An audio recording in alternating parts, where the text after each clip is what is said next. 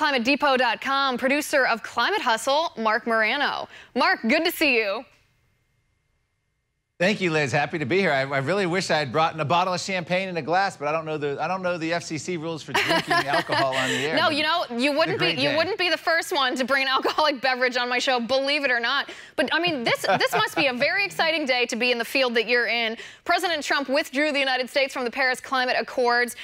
I mean, the politics of this thing already. I mean, you look online, you look at all the news organizations going absolutely wild here. Mark, this is a pretty serious loss for progressives, for climate change activists and advocates here. Is this going to be the political issue that dominates the opposition to Trump the rest of the 4 years?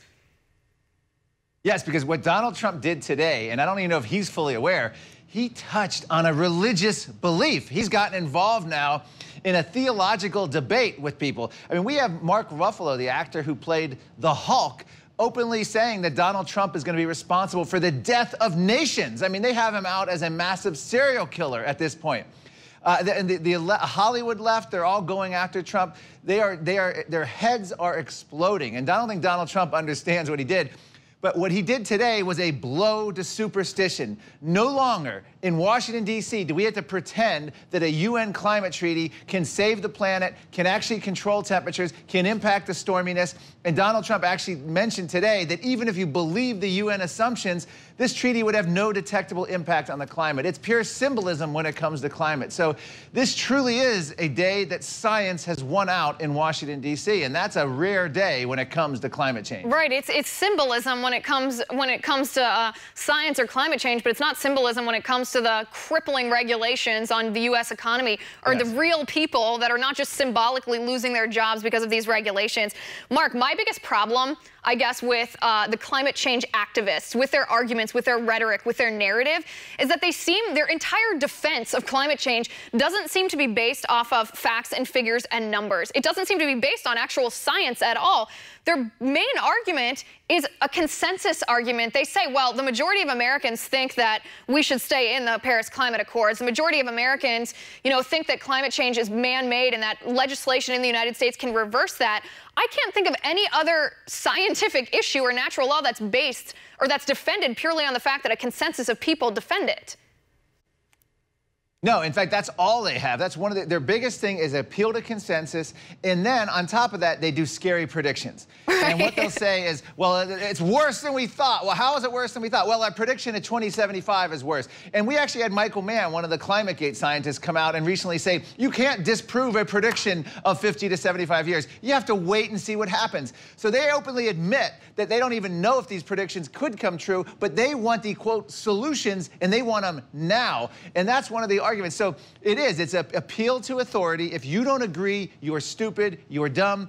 And that's why it took such courage for what Donald Trump did today that I dare say I don't imagine a President Romney, a President Jeb Bush, a President McCain. I don't see any of them standing up to the climate shall we say, the climate gang the way Donald Trump did today and the way he did with his EPA regulations. No, I don't think so. I mean, I think we have proof of that, actually, too. Mitt Romney tweeted yesterday or the day before, one of the last couple days when this debate has been ongoing, that he thought that it wasn't just about climate issues. It was about global leadership and America leading the world. And I think he was insinuating that we should stay in. So I think you're absolutely right. Let me ask you, though, about this. This is staying on the theme of consensus for one moment. So the actual argument that liberals use is that 97% of climate experts or climate scientists agree that climate change is man-made. Our carbon emissions are the driving force behind it, and therefore, if we cut back on them, most scientists agree that that will halt the devastating impact of climate change. The study that they cite, it was done by a man named John Cook. Mark, go through this study because I think that this study doesn't actually say what liberals say it says. No, it doesn't. In fact, John Cook's study was actually examined by a UN lead author who said it was quite literally that the statistics from it were quite literally pulled from thin air, and the number just crumbles when you touch it. They started out with tens of thousands of scientists in the survey, and they kept whittling them down. There's multiple there's multiple 97% studies that they've tried to do. One of them was actually only 77 scientists. It wasn't John Cook.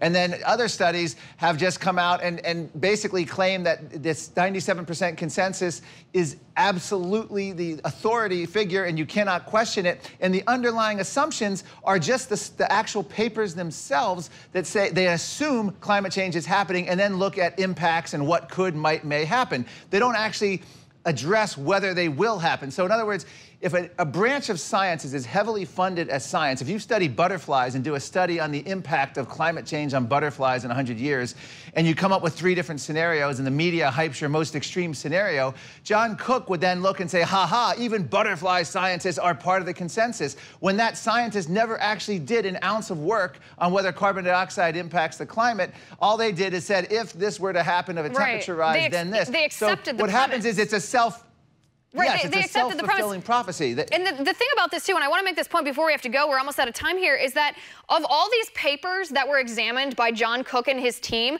there were probably a dozen, at least, scientists who came out afterward and said, no, you misinterpreted my paper. They actually had the courage, which it takes a lot of courage, actually, in the climate change field, because scientists so often are squashed if they express any skepticism whatsoever with the narrative from climate change activists. But they said, no, you misrepresented my paper. That's not at all what I was saying. So his number, the number that President Obama himself cited, that every liberal who I've had on my show this week to talk about this issue, every single person that promulgates this type of narrative uses that number, and it's just false. So I don't know what their defense is.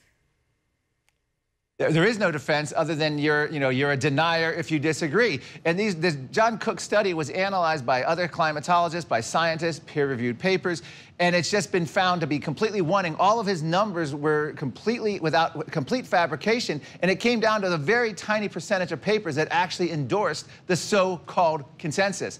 But once you get past that argument, and you realize that this is a premise article based on funding of number of studies. So in other words, if you fund a field of science intensively, you're going to get tons of papers on all sorts of economic, sociological, and model-based studies. You're going to then say, look at all these papers. Can they all be wrong? Yeah, because most of them are speculative. It's been estimated two-thirds or so of the papers are just speculative of what might, could, maybe happen. And if you disagree with the prediction... Right, they're philosophical. They're not scientific here. I mean, it's perfectly clear. This issue, this narrative, climate change itself, that agenda, it's a political agenda. It's not based off of science, or these scientists would be willing to have the scientific debate and they'd have scientific facts to present. They don't, so they resort to fear-mongering. They tell people that we're going to die and we're going to be responsible for the deaths of other people if we don't do this. I mean, that's not a logical argument to make. That's an emotional argument based off of people's fear, which is the wrong thing to do. I commend President Trump for getting us out of this Paris Climate Accords. It's a good day for him, and it's a good day for America.